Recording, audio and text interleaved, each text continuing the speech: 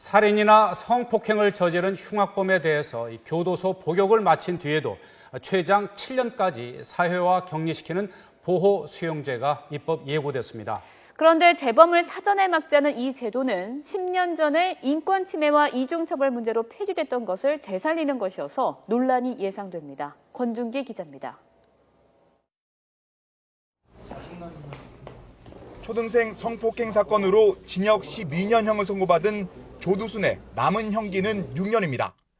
피해 아동이 대학에 들어갈 즈음 출소한다는 사실이 알려지자 SNS상에서는 조두순의 재처벌을 요구하는 목소리까지 나왔습니다. 법무부가 조두순과 같은 흉악범을 교도소 출소 뒤에도 사회에서 격리하는 방안을 내놨습니다.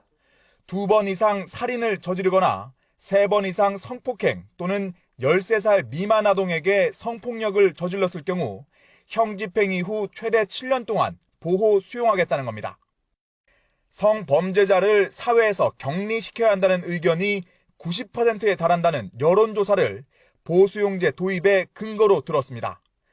법무부는 과거 전두환 정권 시절 만들어졌다 인권 침해 논란으로 폐지된 보호감호제와 달리 절도나 사기범 등은 대상에서 제외하고 보호 수용자의 처우도 대폭 개선하겠다고 밝혔습니다. 특히 독일이나 프랑스 이런 데서 운영하고 있는 보호수용제도, 그 인권 친화적인 보호수용제도 그걸 많이 요소를 도입을 해서 1인 1실, 그다음에 자유로운 접견, 그다음에 외부 통근 이런 식으로 제도를 도입한 상태입니다. 하지만 인권 침해 논란은 여전합니다. 교도소 수감으로 처벌받은 사람을 또다시 수용시설에 가둬놓는 건 이중처벌이라는 비판이 대표적입니다. 필요하면 형량을 높이거나 교도소의 교화 기능을 강화시키는 노력이 우선돼야 한다는 지적도 나옵니다. 폐지된 보호감호를 부활시킨다는 것은 어떤 점에서 법무부가 중범죄에 대한 교정에 사실상 실패했다는 것을 자인하는 것이나 다름없습니다. 또 인권단체들은 전자발찌와 DNA 채취처럼 시행 이후 대상을 확대할 거라는 의심도 내놓고 있습니다.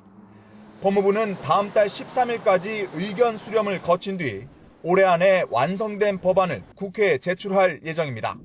하지만 법조계와 인권단체의 반대가 만만치 않아 국회 입법 과정에 진통이 예상됩니다. YTN 권준기입니다.